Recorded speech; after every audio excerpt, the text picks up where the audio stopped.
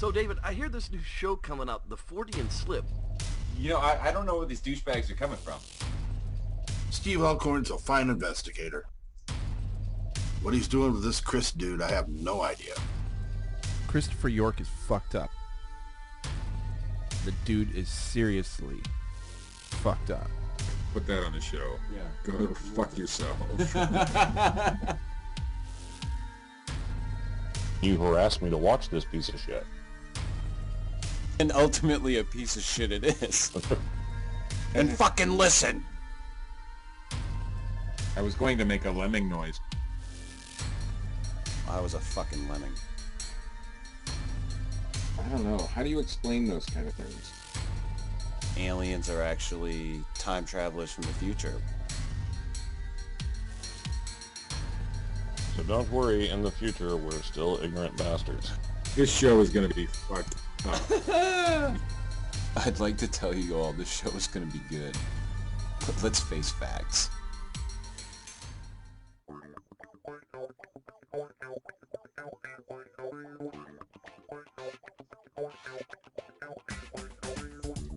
And welcome to the 40 and Slip.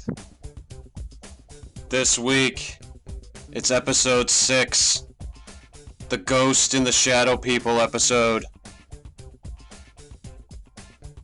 With me, a man who needs no introduction, doesn't deserve an introduction, finally got an internet connection that works. Mr. Steve Alcorn. I damn near forgot to unmute myself there. Got my internet connection working, then I wanted to mute myself for the whole show. and with us, Mr. Matt Knapp. Wow, that was a much quicker introduction than Steve got. Yeah. But I remembered to unmute myself. You know, just saying. But did you remember to plug your blog? You mean bigfootcrossroads.blogspot.com? I'm not really worried about that. Okay. Because I wouldn't want you to not plug bigfootcrossroads.blogspot.com. Right. I mean, if I get around to, mentioning bigfootcrossroads.blogspot.com, fine. But if I don't have a chance to mention bigfootcrossroads.blogspot.com, I just won't. Okay. I'm a huge fan of bigfootcrossroads.blogspot.com myself. I really need to just register the domain already. Well, now that cat's out of the bag, somebody will grab it up. Damn it! Fuck! In fact, I'm on GoDaddy right now. We'll just edit that part out, right? Sure. Sure. In post. Post-production, baby. That's right. That's what it's all about here. At the 40 and Slip. I've never plugged my blog. Maybe I will. Blog? You have a blog? The one that I never update anymore. Sasquatch Scoop.blogspot.com. That one. I don't have a blog. Alternately, you can go to sasquatchscoop.com. And I do have a YouTube channel, Slick Toys, SLIKTOYS. But we won't talk about those things. No. I knew about the Justin Bieber fan site, Bieber Zone, that you run, but I was unaware of the others. We were supposed, I'm an anonymous. He is a believer. Person on that blog. And you were not supposed to mention that, man. Oh, I apologize. Because I'm a closet Bieber fan. Not no more. That's right. Not anymore. We've outed you. You're a believer. I know you can't see me, but I'm crying now. You should be. So, this week... Tears of hair gel. Tears of hair gel on the 40 and Slip. This week we're going to discuss our own personal ghost stories, the fun of shadow people, shadow puppets, whatever the fuck they are. But we wanted to start with a touching base on the lovely issue of fair use, which seems to have come up recently in our little community with the attack on Mr. Phil fucking Polling's channel. Which are now, I hate Fucking. to give him any more fucking press. Why would you even bring his name up? You know how I feel. I know. I mean, if somebody is going to sue him, it needs to be fucking George Lucas for copyright infringement of his face. Well, yeah. Lucas should get likeness rights. Can we just start calling him the other George Lucas? I think we should. But on the subject of fair use, if you've ever watched your local or national news, I'm pretty sure that you've seen fair use in use. You are allowed to use videos for commentary, parody, news. So I don't understand what everybody's big deal is. Pretty much anything, as long as you're not trying to make money off of it, you can use under fair use. But people, especially recently, for one reason or another, I think it's personal vendettas myself. But we're not talking about personal vendettas, we're talking about fair use. Right. But, yeah, people lately have been using copyright infringement left and right as a means to destroy the works of others. And it's not right. I mean, if you don't want somebody using your stuff, especially on YouTube, where it's YouTube policy, it tells you whenever you sign up in the user agreement that original content you post on YouTube is free to use by all the other members of YouTube. That's part of the gig. I mean, it says that in their little thing, the terms and all that you click on. And people are still, you know, filing strikes against others for copyright infringement on original content for no reason. I mean, it's ridiculous. Steve? Yeah.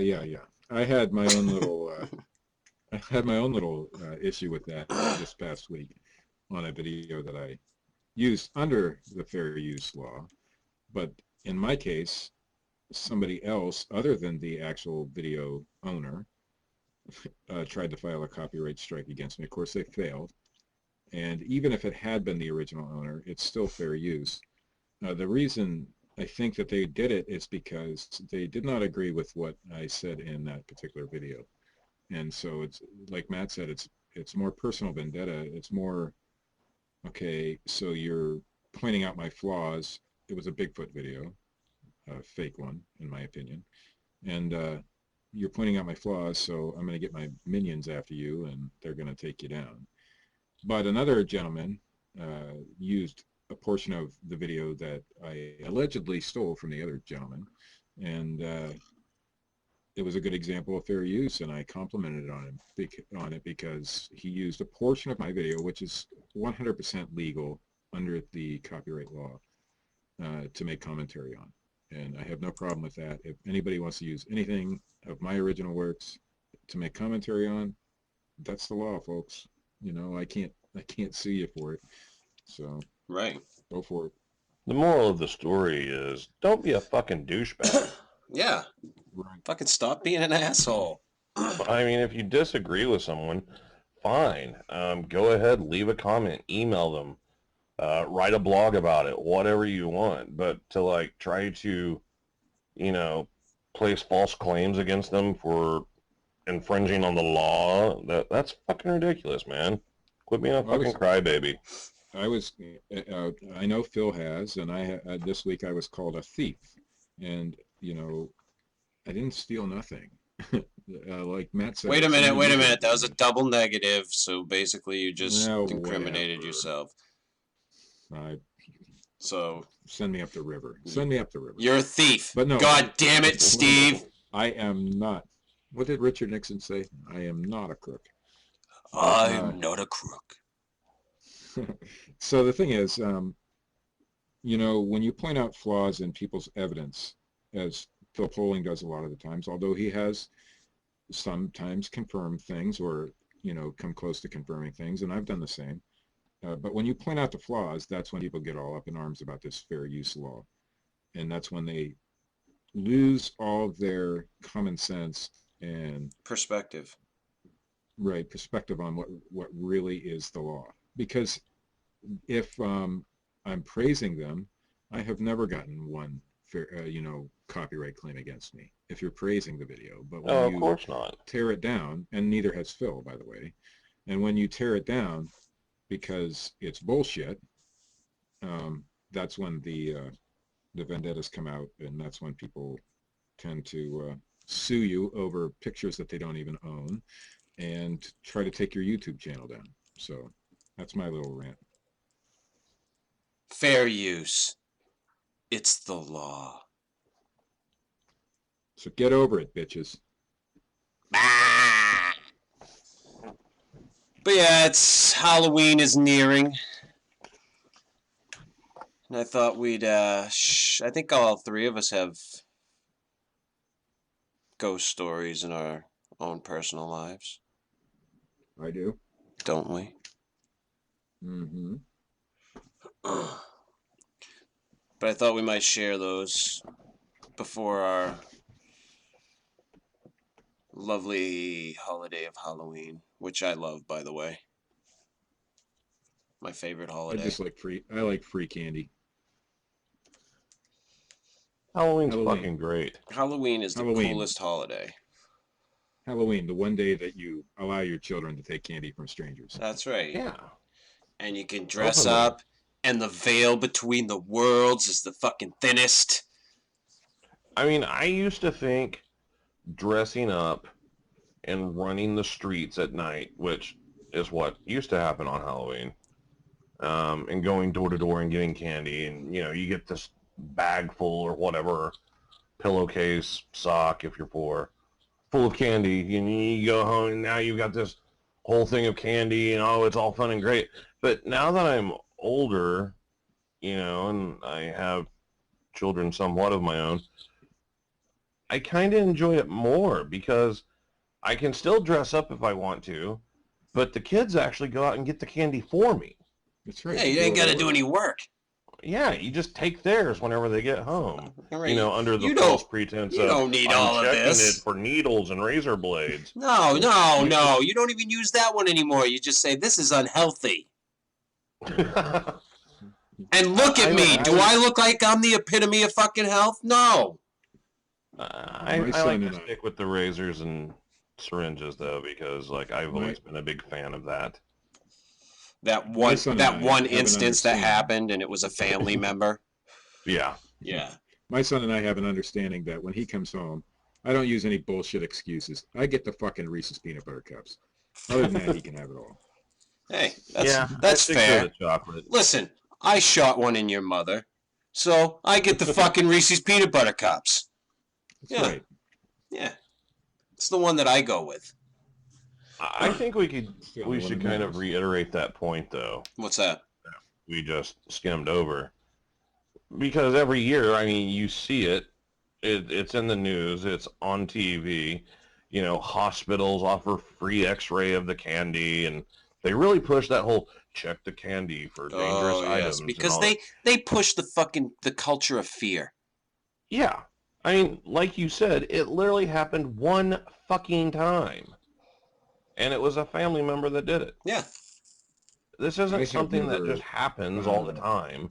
It happened I've once. never found a razor blade in my candy.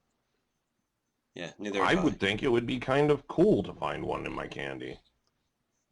Wasn't it an apple anyway? Yeah, I believe it was. Yeah. So the candy's good. Apples are bad. Yeah, don't take apples from fucking strangers. Or family members in this case. I always loved the ones that gave rolls of pennies. That was great. Yeah. Then you could just put them in your fist and nail somebody and take their candy.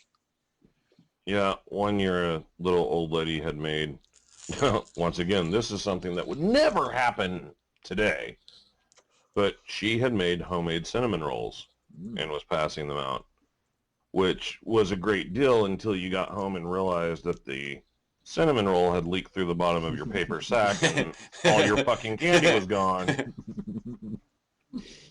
Yeah. Those were the good old days, Matt. Come on. Can you imagine, though, these days, like a kid coming home and there's just, like, open cooked food?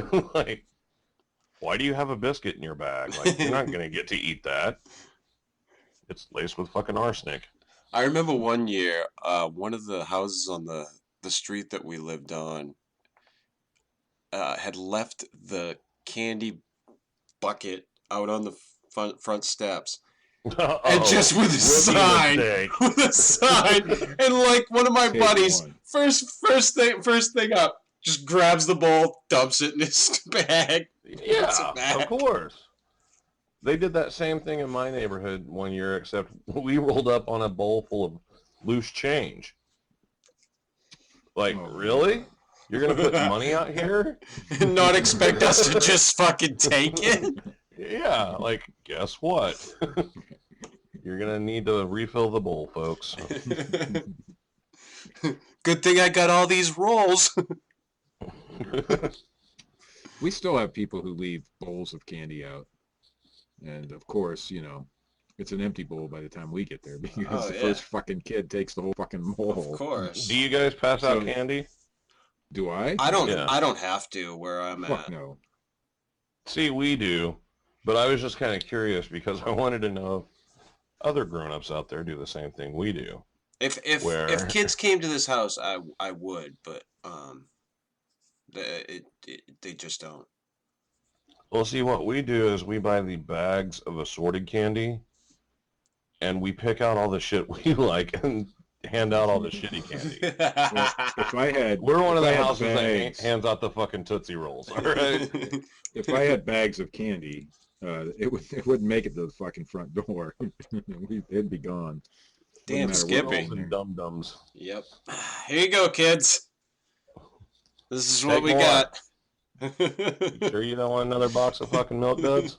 I have to go to the refrigerator and give them the old fried chicken that was in there from a week ago because I ate all the fucking candy. I think there's some fucking circus peanuts in there if you dig deep enough. Yeah, sure. Cat food. That's what I hand out. Cat food. So I also wanted to touch on, obviously, shadow people. Kind of because one of the stories that I have relates to that. Is that the politically correct term to use these days? Yes, it's you know, you have to call. Oh, you shadow. Yeah, okay. Yeah.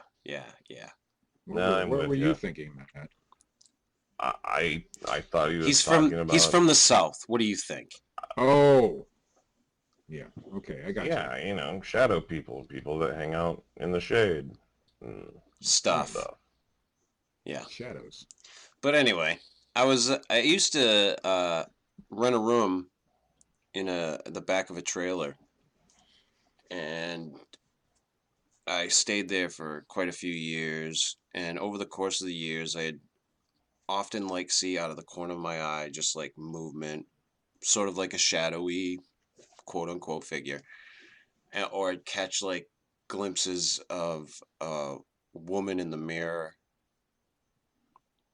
when I'd be turning around or whatever, because there was this big, huge mirror in this room that it was just in the room when I moved in. It was just there. I never took it down or anything, but, and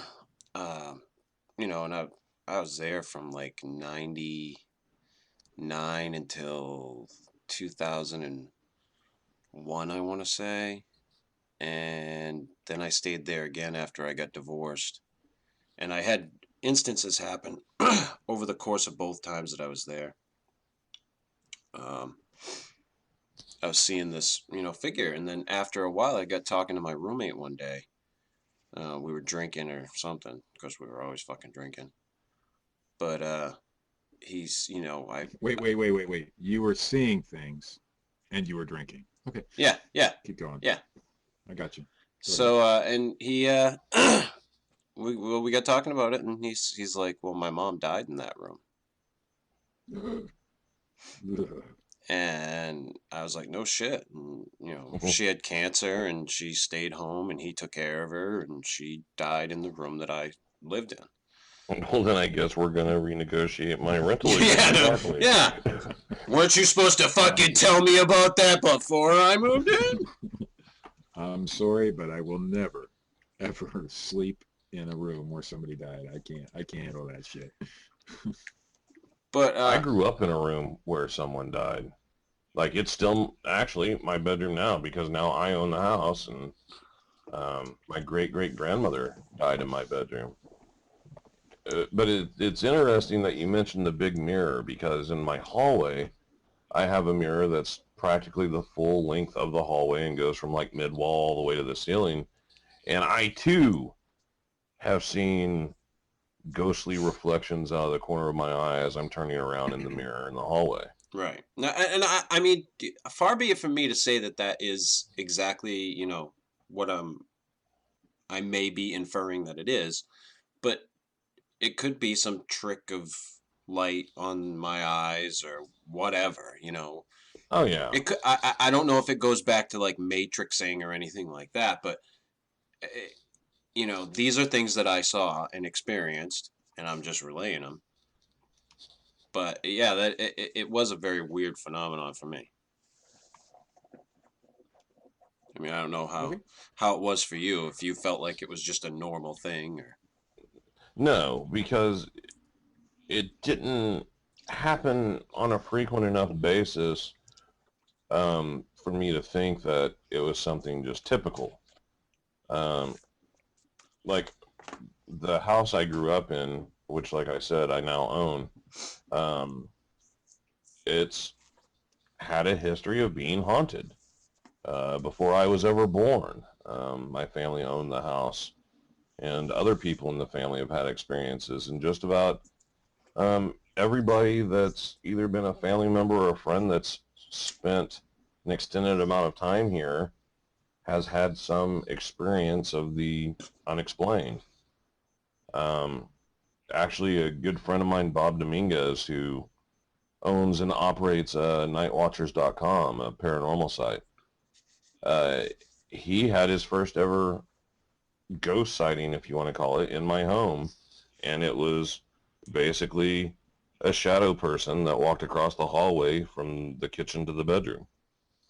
And that's something that has been seen on a pretty regular basis here, is the shadowy figure going between the doorway in the bedroom to the kitchen, or vice versa across the hallway. Well, what was interesting for me with what happened with me at the trailer was I started dating a girl and she started staying over the house a lot, obviously.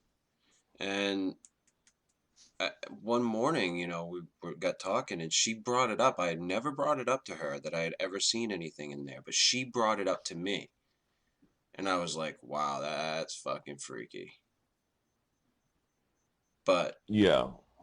She didn't know anything about, Tim's mom dying in that room or anything like that. And I, after we got talking about it, I told her about it. And it was just a weird thing. Are these always seen out of the corner of your eye, or like you said, your friend Bob there, did he actually see an entire shadow? Or No, he saw it pretty much head on. okay. I want to say, if I remember correctly, one of the dogs was looking down the hallway like it was looking at something, and he turned to see what the dog was looking at, and then he saw it. Then back in high school, well, right out of high school for me, but oftentimes I'd have groups of people over on the weekends and we'd party and whatnot. Now, to go back to what Chris said, at the time this event happened, nobody had been drinking or anything. At least not at that exact moment. There was a group of girls here at my house, and a friend and I ran to the convenience store down the street and left them here. And whenever we came back, the girls were all standing in the front yard, and like a couple of them were crying. And we, get out of the car and like, what's going on? And they all start talking at once and, trying to make it out. But basically, according to the four of them, what had taken place was after we had left, they had all been sitting, hanging out in the living room watching television. Well, I had a back room that was kind of like a den, and they were all going back there, which is down the hallway through the middle of my house. As they were walking down the hallway and got close to the back room, they claimed that they saw a shadow of a person near the back door, like facing them. But they insist that it was not on the wall or on the door, but standing three-dimensionally in space. And the first girl who saw it was in, the front of the line or whatever, slams on the brakes, and they all bump into her, and she's like, what the fuck is that? And then the others look up and see what she's talking about, and then the thing starts advancing towards them. They all take off running and run straight out the front door, and after they got out the front door and out into the yard, the front door slammed shut behind them. Now, I wasn't here, so I can't testify that they were telling the truth, but like I said, 2 of them were crying, the 4 of them were hysterical, and they believed that they saw what they explained. I haven't actually ever seen what you guys are describing, shadowy. What I've seen is, like actual full color, people in my house. This house has a big long live in Technicolor. Well, Turnerized. My family picks on me to no end for this particular story that I'm about to tell, and we will too. I'm sure you will because of what the alleged ghost was wearing. I only Steve saw Kermit the Frog walk across his floor and say, "Phenomena." Nobody picks on Chris's story. Nobody picks on Matt's story. I haven't even started my story yet, and you guys are ripping on me. Let's see how it is around here.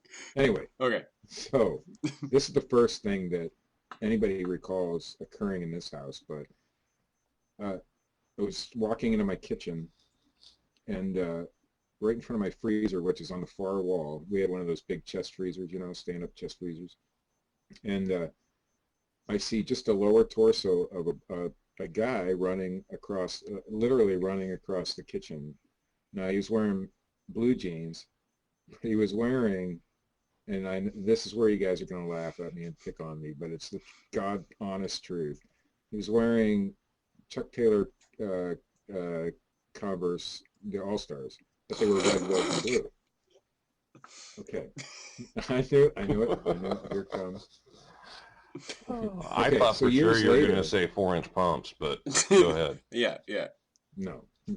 Years later, a friend of my brother's come over, and he was wearing the same exact thing. Now, I don't know whether that was like a premonition, of the future or something, but he had the red, white, because they didn't make them back when I saw it. And then, they didn't start making those till like the 90s or something. So anyway, that was the first ghostly thing that I've seen here. But we've had a lot of weird things happen. Things fly across the room, My brother has been levitated from his bed. So lots of weird things have happened in this house. The power of Christ compels you. My brother used to stay in the basement, and he had a pair of fingernail clippers on his nightstand. And our basement's full length of the house, which is, probably 30 feet from one side to the other. And those fingernail clippers literally raised up in the air and flew across the room. And I wouldn't have believed him, except he had a poster of, I can't remember which ball player it was, but it was he was a big Boston Red Sox fan. And there was a hole through the poster where the fingernail clippers hit it. And then later, a few weeks later, my other brother and I were in the living room watching TV, and we had this, you ever see those frogs you put outside with the keys on it? You put your key inside of it, you hide a key thing, but it's a little frog, so that people don't know your key's in there, even though it's There's a fake frog sitting by the door. Kermit the Frog here. Well, my sister collected frogs, so this was in the living room. It was sitting on top of the TV, And that thing, and God honest truth, that thing came to life. It And said, grew legs. "Hello, my honey. Hello, my darling. Hello, my ragtime gal." That thing grew legs and jumped across the room, and before it hit the floor, it turned back. It turned into a real frog. I'm not joking. And then before it hit the floor, Wise, Chris was supposed to do the Yeah. It would have made it better. Anyway, before it hit the floor, it turned back into the I was busy. I was too busy fucking laughing. But everybody that's ever been in this house has had some sort of ghost story. But the odd part about it is my brother, the one that was in the basement at the time, he moved And to still Pittsburgh. is chained to his bedpost. When he moved to Pittsburgh, it followed him there, and we haven't had anything since. So I don't know what that's all about. So we had a ghost cat too. The ghost cat followed him to Pittsburgh and would paw at his chest when he was sleeping. Ghost cat. Mm-hmm. It's a new sci-fi fucking movie. Ghost cat. That's just a small amount of what has happened in this house. But starring Billy D. Williams. The ghost cat was, I think, in fact, declawed. Yes. And Will Patton. So anyway, as the guy who talks to the ghost cat. You guys go ahead with the show. I'm just By chance, does he keep a ghost litter box handy? I'm not sure. His girlfriend even experienced the same thing at the time, so you know, it was really weird. And he had a friend who had a car that would start up, honestly, start up on its own. Christine? Yeah, seen it. You know what that cat was, before everything went to shit? He was a paper copier salesman. But there was a lot of things that went on in his friend's house too, but the car would start up on its own. Whenever he had the remote start in his pocket and sat on his keys? It was a Ford Festiva. I don't think there was a remote start anywhere near there, but yeah. It's a fucking Flintstones car. You put your fucking feet through the floor and just fucking pedal. My brother has some better stories than I do, but he's seen a lot more than I have. But, well, if he's been levitated off his fucking bed, yeah, I guess he does have some pretty doozies. He does. That was just a small taste of what happens here, but anyway. Yes. Well, I can't compete with that. Yeah, that's dude. If the shit that goes down in your house is crazy. Used to. But the weird part is, like I said, when he moved to Pittsburgh, it all followed him down there. Is it like so it's like the Amityville Horror House? Well, there just was a lot of strange events that went on here. I mean, we would see people outside the window in the kitchen window, because there's a dip in the ground outside the window. It's like 8 feet off the ground. But this person, he was wearing a ball cap, a baseball cap, and just a regular looking person. He would stand right outside the window. But there's no way he could stand outside the window because he'd have to be 8 or 9 feet tall, But you could see the guy out there plain as day. Dun, dun, dun. Yeah, it was some weird shit that used to go on around here. Now, I've tried to do EVPs in here since it all quit and everything, and I get nothing. But not that I believe in that stuff anyway. I don't know. But we haven't had any activity here, and I'd say probably 10 or more years. But like I said, when he moved to Pittsburgh, it went with him. But when he moved back to Erie, where we're at, it didn't follow him back up here. So none of us have had any experiences for quite a while, which is, thank God, because it was freaky for a while here. Thank God, because my daughter Carol Ann was in the television set, and we had to get the fuck out. I've had an experience probably a couple months ago, but nothing like it used to be. But I just heard somebody say my name as I walked by a room, but that could be inside my head or something, because sometimes I hear voices. Yeah, me too. And you're schizophrenic. Although my son, so am I. Yeah. My son always claims to hear people knocking on the doors when there is nobody and things of that nature. So I don't know whether or not he's experiencing that stuff now, or he's just chicken shit. You just have to stop fucking with him. I don't. He's already terrified of waking up in the morning. I'm not gonna fucking, My mom was at the house.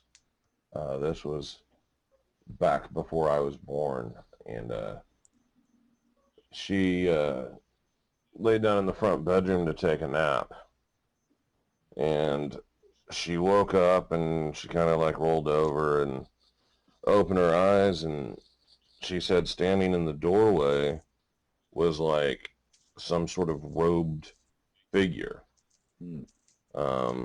Not real big or anything, normal human size, but like she said, like a small woman or something. And it raised its hand towards her and gave her the motion to come here. And she freaked out, and yeah. she like froze and like shut her eyes real tight and everything, and like rolled back over with her back, facing the door. And she said what seemed like forever, but was probably just a matter of like 10 minutes or so, there was a knock at the door, like at the front door. And she kind of like, peeked her eyes open, and the thing was gone, and she jumped up and ran and unlocked the door and opened it, and it was a couple of her friends. And there used to be a pool hall at the end of the block, and they had been at the pool hall, and they were walking down, to visit her. And she was all freaked out, and like, oh, thank God it's you guys, blah, blah, blah. And they're like, yeah, we just thought we'd walk down here and say hi to you and your grandma. And she was like, well, my grandma's not here. And she said, well, who was the old woman in the robe sitting on the front porch? We thought it was your grandma. Like, they had seen her as they were walking down the block. And then whenever they got here, she was gone, and then they thought it was what would have been my great-great-grandmother, who had been at home and just, had gone inside or something. That just sent chills down my spine. Yeah, it's the creepiest thing that anybody's ever experienced here.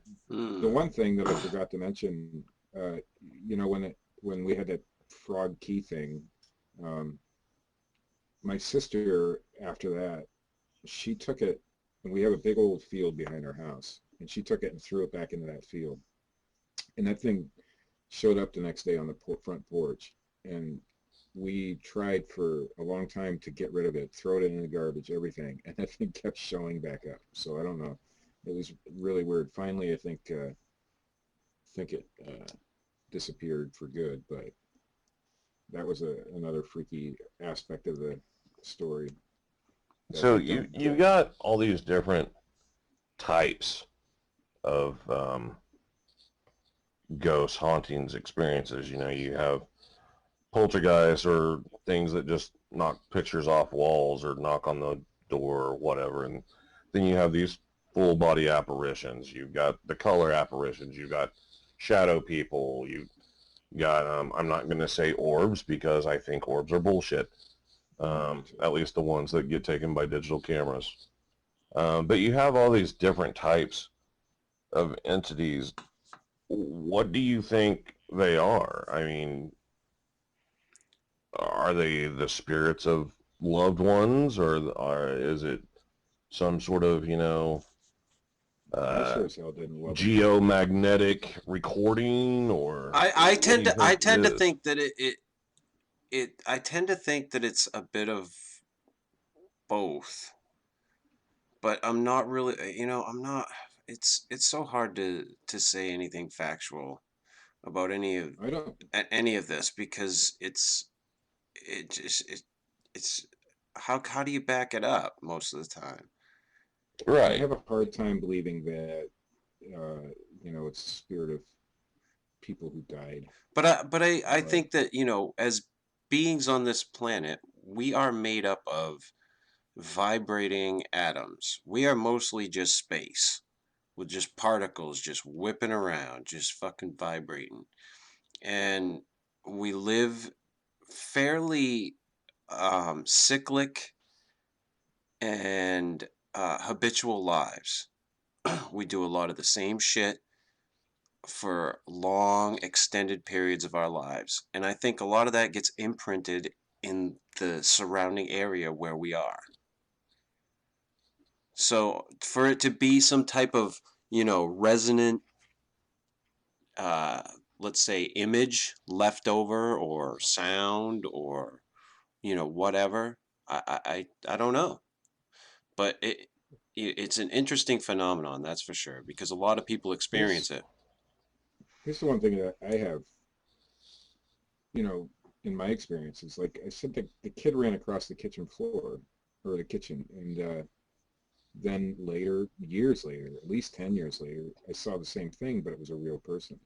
Now, can some of those things be premonitions of the future? Obviously, some of them can be maybe past events that happened, but can some of them be future events that you just haven't seen yet?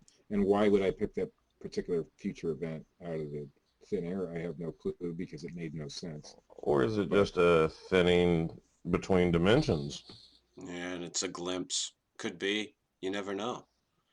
I do know that, unlike, we all met, obviously, in the Bigfoot community. But unlike Bigfoot, where you're talking very few people have had an experience, this is something that just about everybody you talk to has experienced something in their life or knows somebody who has. Right. Absolutely. And, it's been spoken about by every culture in the world since history started being recorded by people.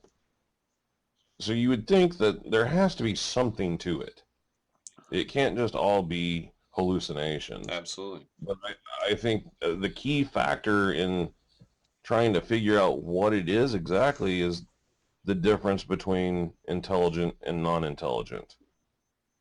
And that seems to be where we have problems, because whenever people are doing research on this phenomenon, whenever they're dealing with intelligent spirits, doing the EVP sessions and all that, it all seems to be bullshit. I mean, it could easily be faked and interpreted 20 different ways. Well, I wouldn't believe in EVP unless I actually recorded it myself or trusted the person who recorded it pretty damn, good.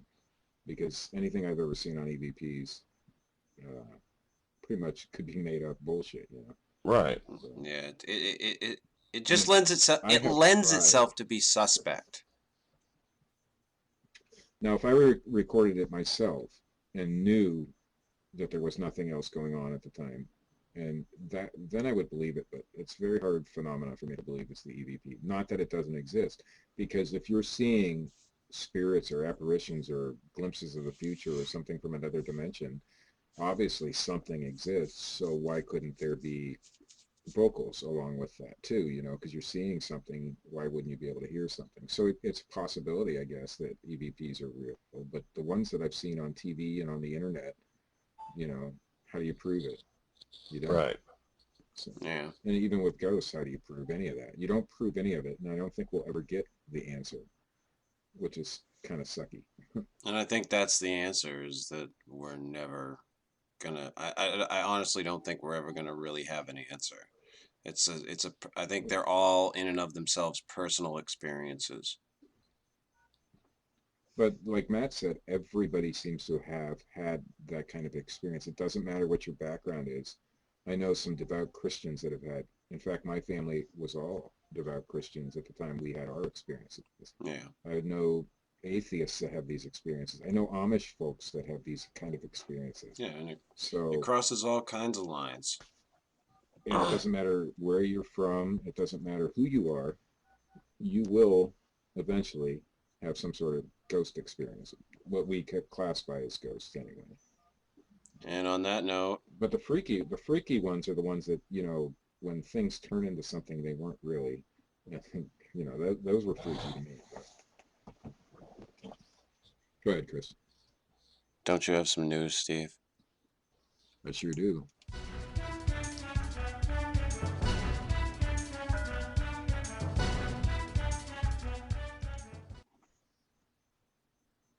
Okay, our first story tonight comes from NBCnews.com, and it's been posted a lot of other places as well. This is the U.S. Army is developing a real-life Iron Man suit. If you've always wanted I am a Iron Man. high-tech suit of armor that will make you nearly invincible, a la Tony Stark of Iron Man, your long wait may soon be over. Researchers at the Massachusetts Institute of Technology, the U.S. Army Research Development and Engineering Command, or RDECOM for short, and other groups I thought it was Redcom, but the D is in the wrong place. I'm a little dyslexic, I think. And other groups from business and academia are joining forces to create a tactical assault light operator suit, or TALOS, that promises to provide superhuman strength with greater ballistic protection. According to fucking military, they always got to make up some fucking catchy acronym for anything they do. Well, yeah. The most amazing features of the suit include integrated 360-degree cameras, not unlike Google Glass, but with night vision capabilities. Sensors that can... Nice. Boy, that would be intimidating. A group of semi-robotic soldiers with Google emblazoned across their chest. We'll search it. Get ready for this. And get ready for this. A bulletproof exoskeleton made of... some sort of fluid. You can't get through it. Change from liquid to solid in milliseconds. And they are currently recruiting genius tycoons with an alcohol problem to man the suits. And save the world. The liquid to solid in milliseconds when a magnetic field or electrical current is applied. It all reminds you of the liquid metal shapeshifter T-1000 from Terminator, or some other sci-fi character. Have you seen this boy? It sounds exactly like Iron Man, Gareth McKinley, a professor. I'm here to save you. NPR. The other thing Come with me if you want to live. I think that would be more realistic at the moment would be the kind of... I'm a cop, you idiot! That Sigourney Weaver wears. Who's your daddy and what does he do? He's an Iron Man. I guess this was after the production of Thor's hammer failed. Yes.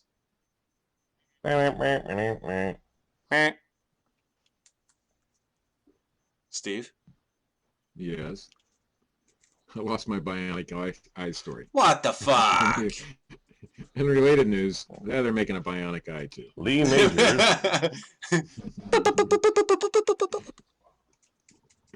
Now this next story comes from Cron.com, and it's brutal sheep mutilations in Port Lavaca, and they get attention of a UFO group. Were they chopped up like that sentence you just read? Yeah, probably.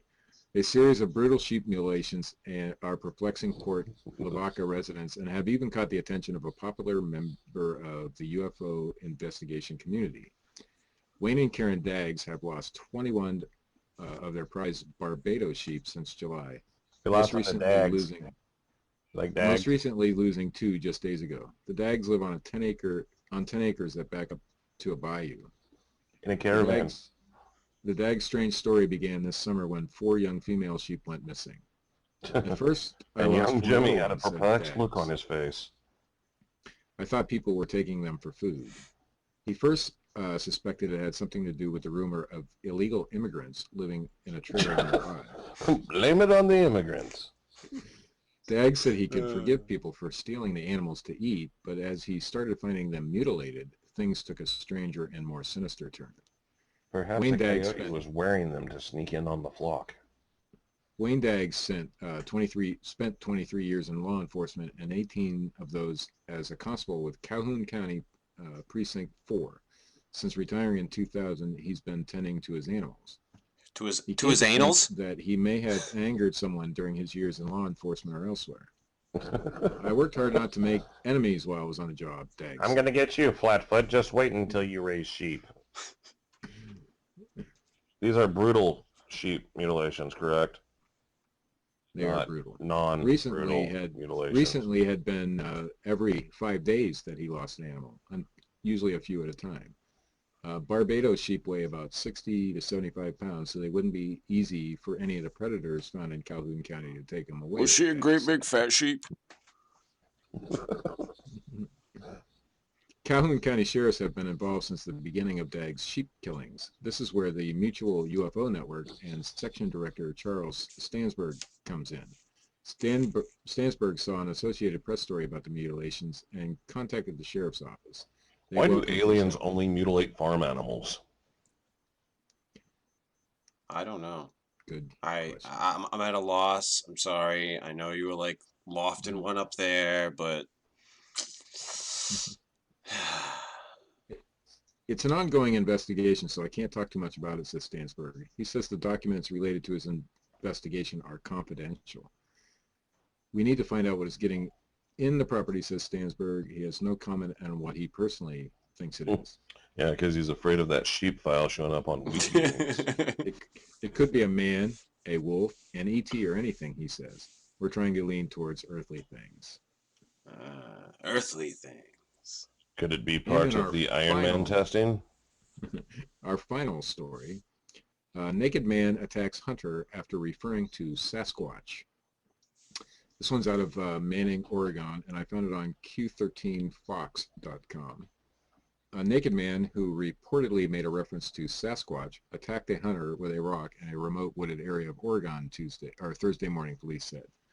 Deputies were called to the Manning area north of the banks in unincorporated Washington County at 9 a.m. They said a man attacked the hunter, but the hunter was eventually able to get the upper hand and held the nude suspect at gunpoint until authorities could reach the scene. And make him put away his dong. The victim said the suspect, identified as Linus Nordgren, 20, made a reference to Sasquatch before his violent outburst. And Lucy? Linus.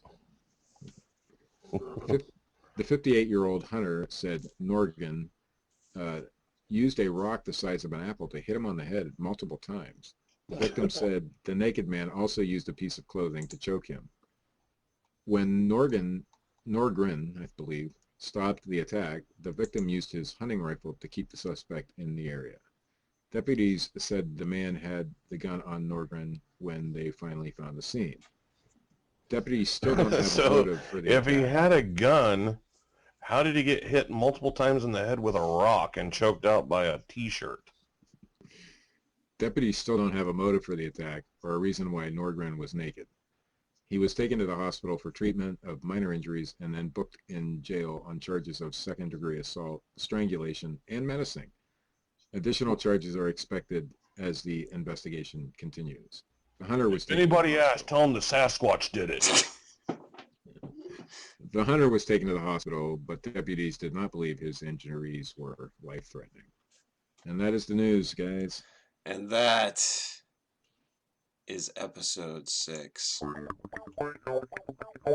We'd like to thank the 4 people that are listening at this point in the show. It's 5. I paid my mother this time. Oh. And I'd like to make a special note. If you're going to call out hoaxers, don't support them. Word, yo. And be sure to wait. If you're going to call out hoaxers, don't support them. Right. Way to steal the thunder, Steve. Yeah. I'm just trying to figure Didn't out I just fucking say that? It doesn't make sense. It just doesn't make sense. No, wait. So what you meant to say was, if you're going to call out hoaxers, don't support them. No. Which you Why can would read you about support at a hoaxer that you're calling out? bigfootcrossroads.blogspot.com.